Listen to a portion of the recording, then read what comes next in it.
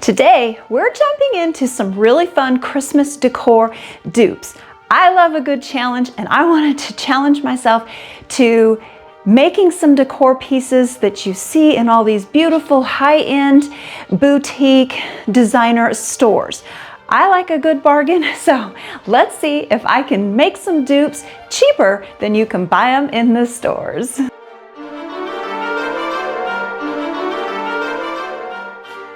Happy holidays, everyone! Welcome back. It is so good to see all of y'all. I'm really looking forward to hanging out together today. We are going to do some fun dupes. I have been doing some shopping, like I'm sure we all have this time of year, and I see the most gorgeous pieces in these boutique stores, but the prices are a little out of my budget, so I have decided to challenge myself to making some of these pieces, duping them and seeing how well I do, and especially seeing if I can dupe them for a little less than we can buy them at the store. So today I have 3 really fun dupes for us to work on. So without further ado, let's get started.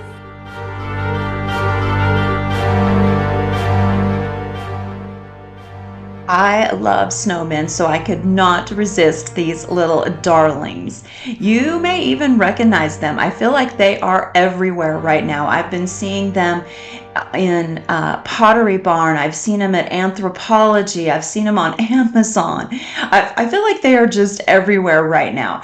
However, they are a little bit spendy in the store, so I think we can dupe these for far less.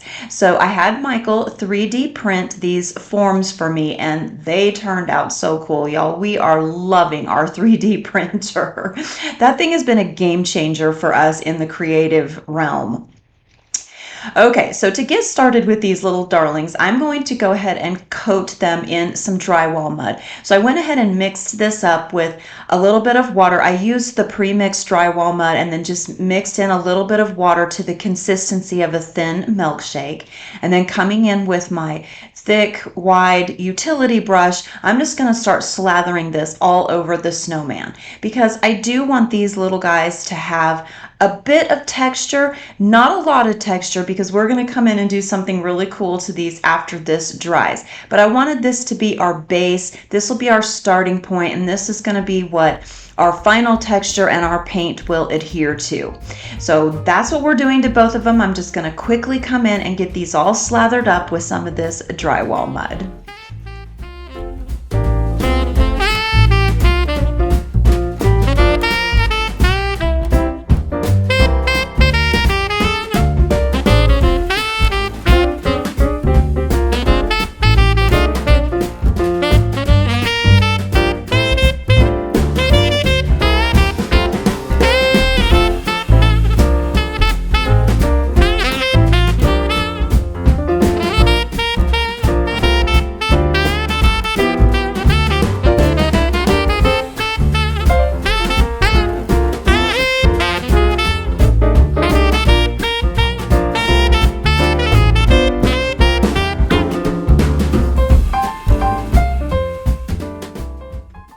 A layer of drywall mud has now completely set. It's fully cured, fully dried. So I'm going to come in and add some color to these. Now, I'm not adding a whole lot of color because snowmen are white, and I do want to keep these white, but I don't want them stark white. So I am using some antique parchment here.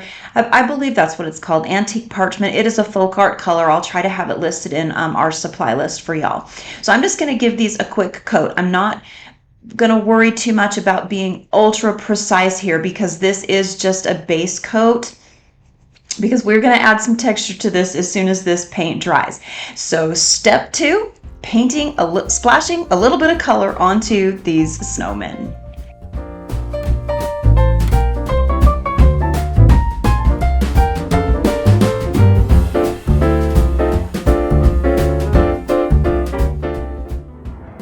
So the ones that I have been seeing in the stores and the boutiques have been very smooth. They're like a porcelain white. They're all one color, but y'all know me, I'm not going to do that. So I took these out to the shop, and I'm going to come in with this wall texture and give these little guys some snow. They're snowmen after all. I think they need to be snow. So the trick with this is to do a very light coat of this. You don't want to go on super heavy with this, and you want to just do small thin layers, otherwise you're going to get big blotches. It was a little bit tricky. I did have to be careful, but I got the snow onto our snowmen.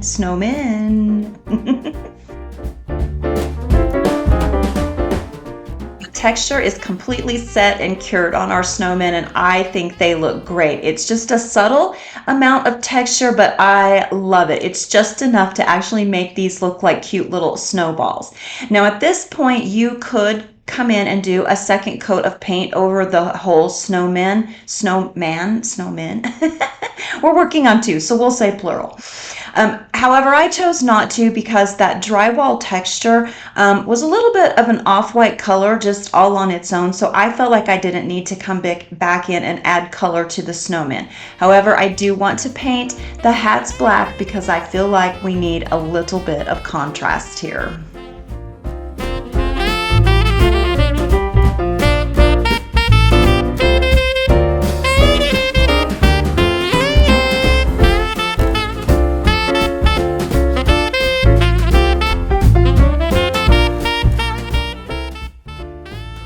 You may have noticed that I added a little bit of texture to the tops of each of these little guys' hats, and I did that on purpose because I wanted there to be a little bit of snow on top of their hats. So after I got the hats painted and let that dry, I'm going to come back in and just do a little bit of stippling dry brush technique over that snowy texture on top of their hats, just to give this a little bit of extra fun and playfulness.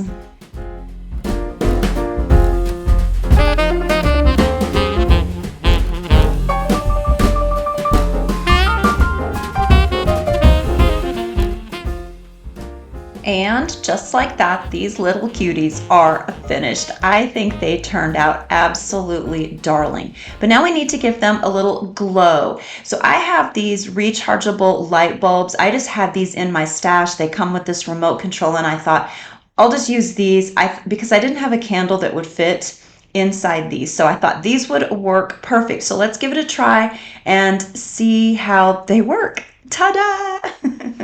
I like the yellow glow underneath them, but I played around with the colors because these light bulbs do have a ton of colors, and I will link them in our supply list if you guys are interested in these. They are kind of cool. They work great for candles in a situation like this. So again, I was just playing around with some of the colors, and I think I landed on liking just that soft white yellow look the very, very best. All right, y'all, so I think we did a good job duping these for less. This is how they turned out. The ones that I was seeing in the stores, like the ones at Pottery Barn, ranged anywhere from $65 to $120. I made each of these for less than $10 a piece. Not bad if I don't say so myself.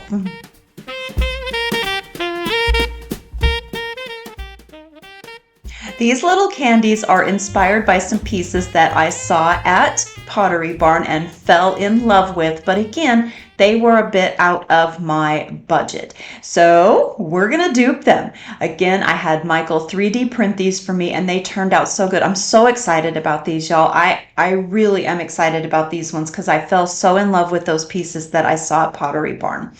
So the first thing I want to do is come in and coat these with Mod Podge. And the reason I do that is because anytime I am painting on a surface like plastic or glass, you need to have a primer of sorts. And I have found that Mod Podge works the very, very best because it really does grab the paint and help it to adhere to the surface. So I'm going to go ahead and coat all of these in just one layer of Mod Podge. I'm going to do all three and then let that dry thoroughly.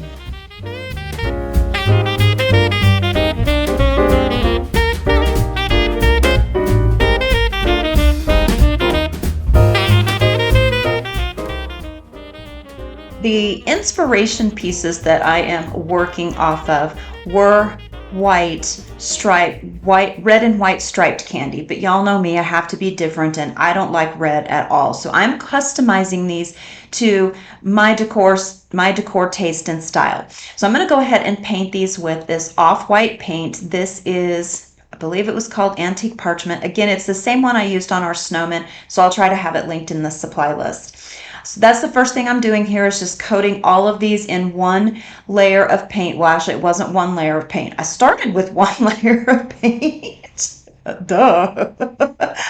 And then I let that dry thoroughly and came in and did a few more coats. I ended up doing a total of 4 coats of paint on these, because I really wanted these to have a very smooth, clean appearance to them. I do want them to look like porcelain when we are all done.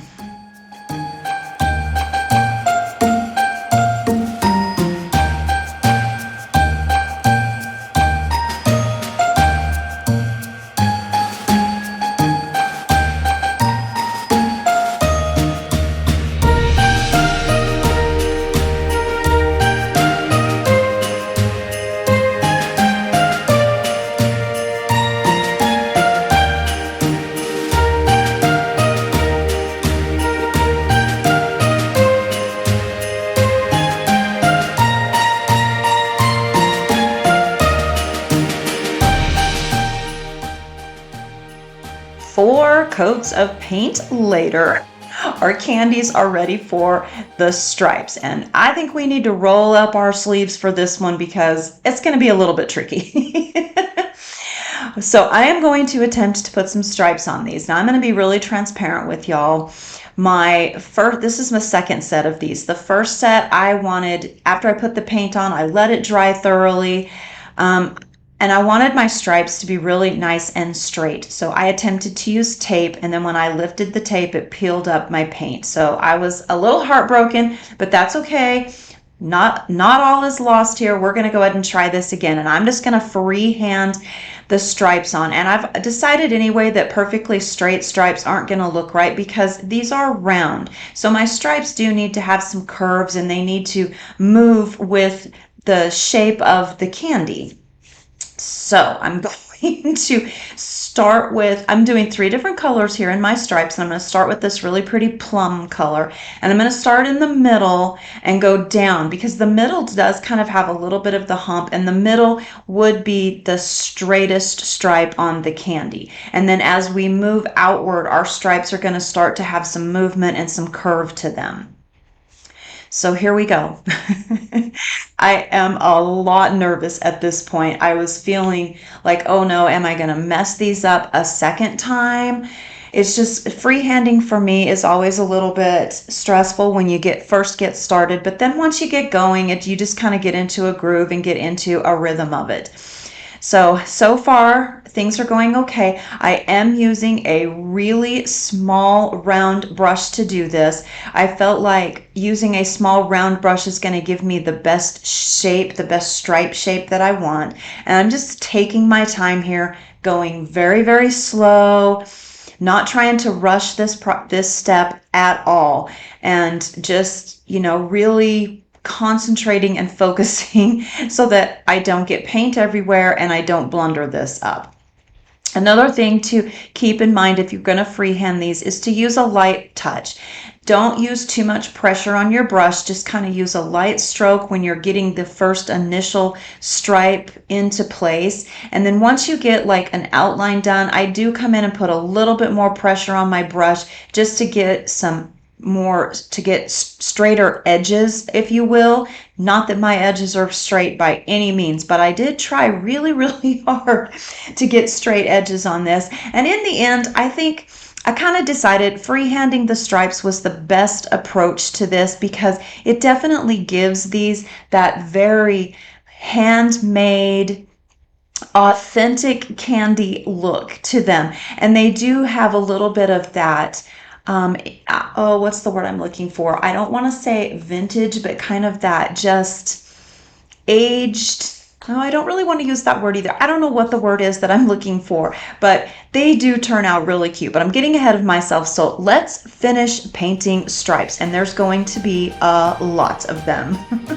So many stripes here.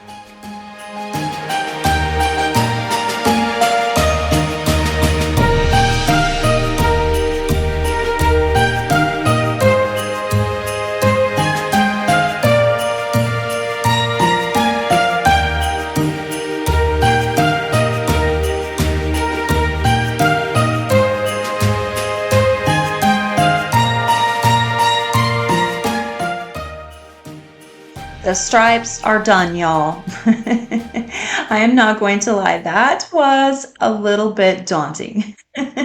Not really. It really wasn't so bad. I got into the groove of things, and once I started going, I just went with it and just trusted the process and had fun with it. I just had fun, and I think that was the most important part.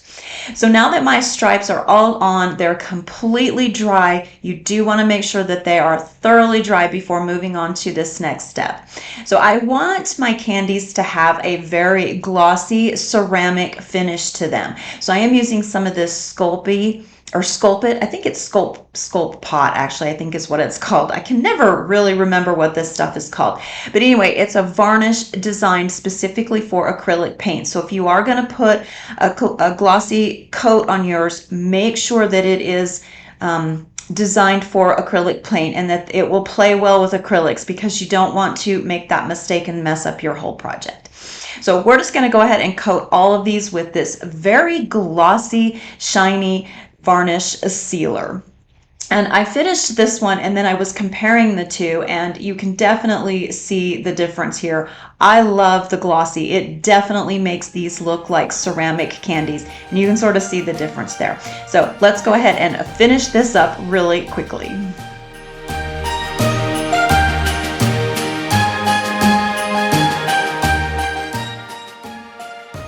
These candies definitely turned out very whimsical and very playful, but y'all, I actually really love them. I kind of love that they're perfectly imperfect. I really do. So let's talk about the cost here. So my inspiration piece, these are about the same size as my inspiration piece, and the inspiration piece was $85 for one.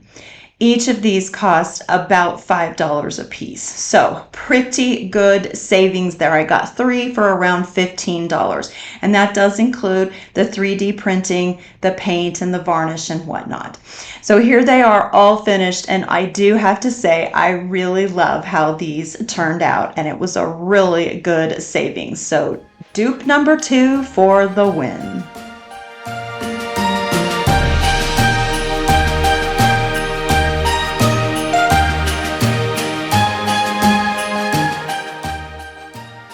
Last but not least, we are going to turn these 3D printed ornaments into something super spectacular. These are another piece that I see all over. I have seen them in so many different stores, and the prices on these range anywhere from $5 a piece to $55 a piece. I recently came across some in an antique store that I just fell in love with, but I think they were like $35 a piece. I think we can do better than that. So we're going to take these 3D printed ornaments and make them look super pretty and not plasticky. I am loving the 3D printer, but you know, it is a plastic, right? So let's fix these. Let's make them look just super high end. And I think we can do that with the magic of paint. So I'm going to just start out, by painting them, y'all. And on these ones, I didn't actually put a primer down. I didn't do the Mod Podge because there is so much texture on these that I thought the paint should adhere okay to these. And I've done a lot of research on this 3D printed plastic, and everything I've read says that paint will adhere to this without a primer. So we're going to put this to the test and see how well that goes. But first thing we need to do is get them all painted. I have 6 of these to paint, so we better get busy.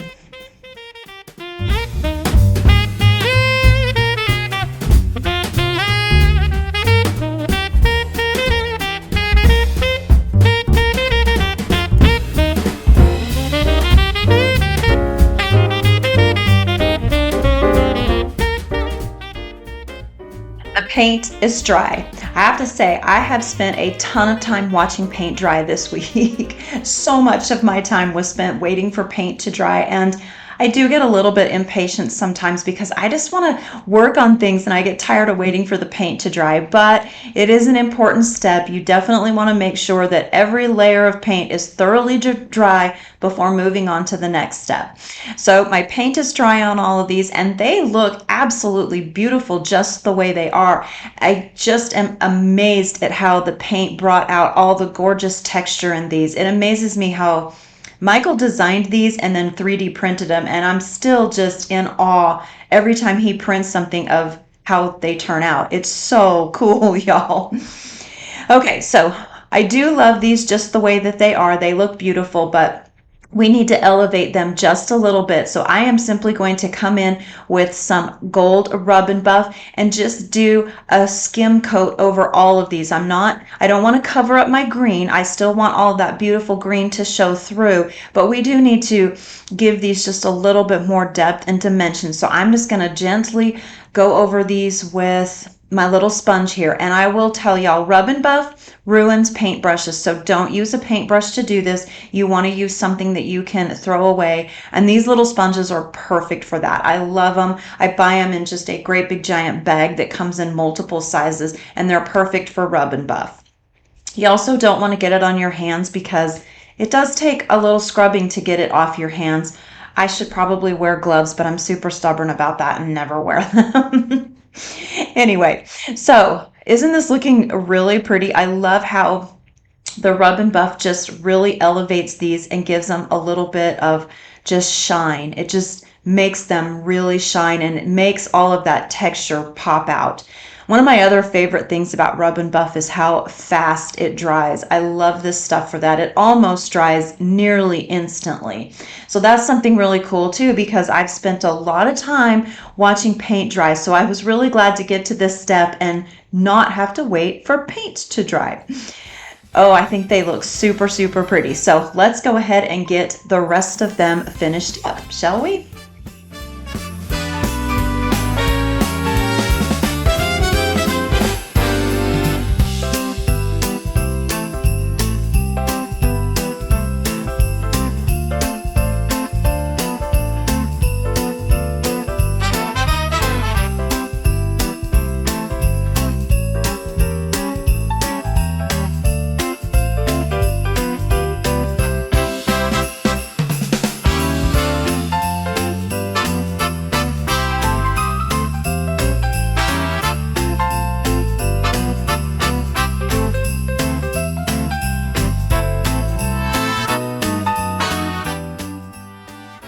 Six ornaments later, Operation Rub and Buff is done. Woo!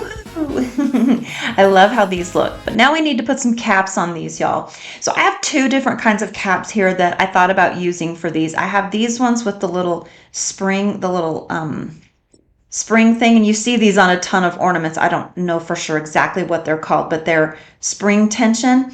And so Michael purposely left some holes in the tops of some of these so that I could actually use these caps for them.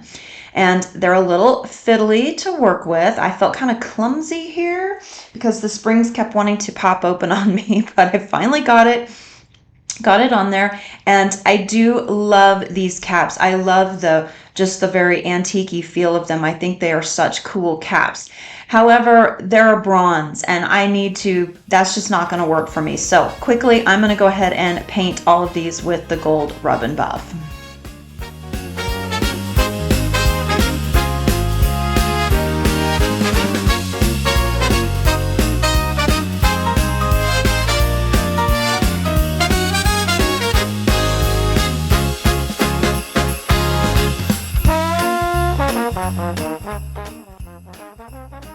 These are the second type of cap that I have, and these are from just my bead stash. I used to make a lot of jewelry, and so these are actually bead caps, but I really like the looks of these ones too. And you can see how Michael left a hole for the spring ones, and then some are just solid, so I could use these caps as well, because I really loved both and I couldn't decide what caps I wanted to use, so why not just use both, right? These ones popped on really, really well. Michael did make those. He designed those so that would be a pretty tight fit. and although it was a really good tight fit, I did want to just add a teeny tiny bit of glue to these to make sure that they are not going to go anywhere. So I pulled out my tried and true trusty friend Gorilla Glue. This is the Gorilla Construction Adhesive. I love this stuff, y'all. Once you glue something down with this, it is never going to come apart. I promise. At least I personally have never had anything come apart with this stuff. Love this stuff. So I just dabbed a little bit on to this ornament, and then I took my little sponge thingy here and just kind of worked it around the ornament on the sides where the cap would actually touch so that it could adhere, because the cap is domed in the middle, so obviously putting glue on the tip top isn't going to do any good, even though I got some on there, but that's okay because it just dries and it'll stay there forever. And then we just pop the cap right back on. So here are the spring ones all done with the rub and buff, and so I got those all attached in, and even the rub and buff didn't really take that coppery color away, so they are a little bit different color, but I decided that's okay. I'm going to use them because I had them, and Michael designed these for those specific caps. So here's the two together, and y'all have to let me know, do you have a favorite cap of these? Because I can't decide which ones are my favorite. I really actually like both caps a lot, so I don't know if I have a favorite. Y'all will have to let me know if you have a favorite of the two caps.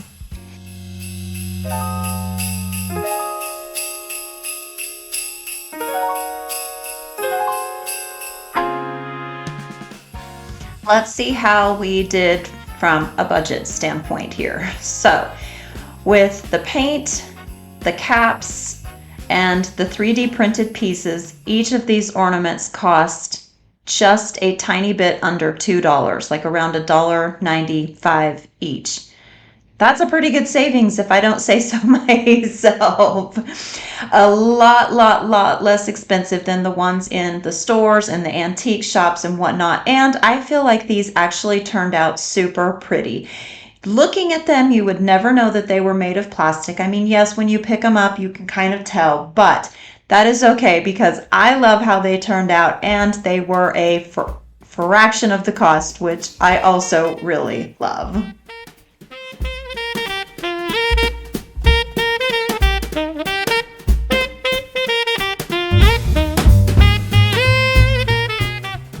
Well, I would say that we did pretty darn good. I was able to make these 3 projects that we worked on today for far less than we can buy them in the store. So I feel like it was a success. I feel like all 3 projects turned out great. I love them. I think they're so cute. And the fun thing about DIYing for me is that we can put our own twist to things, put our own personality and our own styles to the things that we create. So that was the fun part for me today. Not all of them are exactly like the pieces I found in the stores, but they're very darn close, and I was able to personalize them. That's the best part in my opinion. So y'all are gonna have to let me know, of the 3 projects that we worked on today, did you have a favorite? If so, let me know which one it was.